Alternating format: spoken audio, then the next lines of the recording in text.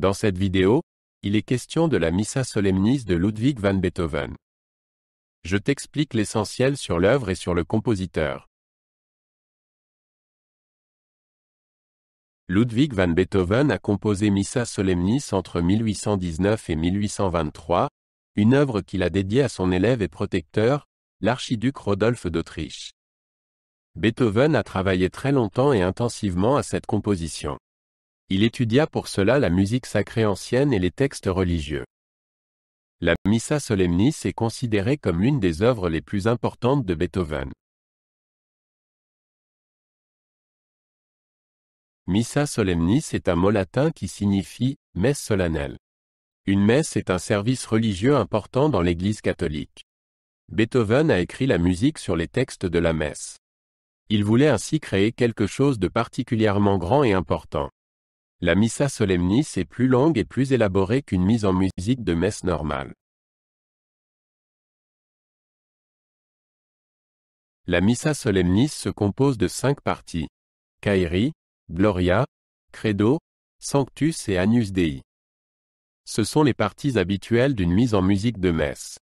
Chaque partie a son propre texte et sa propre musique. Les parties sont très différentes en longueur et en caractère.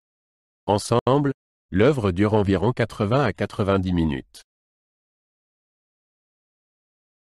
Beethoven a écrit la Missa Solemnis pour 4 chanteurs solistes, un grand chœur et un orchestre.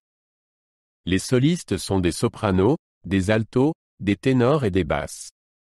L'orchestre est composé de nombreux instruments différents. Les cordes sont particulièrement importantes, mais les vents et les timbales jouent également un rôle majeur. L'orgue est également utilisé. Le Kyrie est la première partie de la Missa Solemnis. Il commence de manière calme et solennelle. Le texte ne comporte que quelques mots.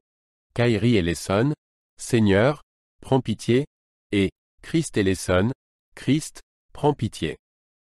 Beethoven répète ces mots plusieurs fois avec une musique différente. Le Kyrie dure environ 10 minutes. Le Gloria est la deuxième partie et est beaucoup plus long que le Kyrie. Il est très vif et joyeux. Le texte loue et glorifie Dieu. Beethoven utilise ici de nombreuses idées musicales différentes. Parfois, tout le chœur chante, parfois seulement les solistes. L'orchestre joue un rôle important et soutient le chant.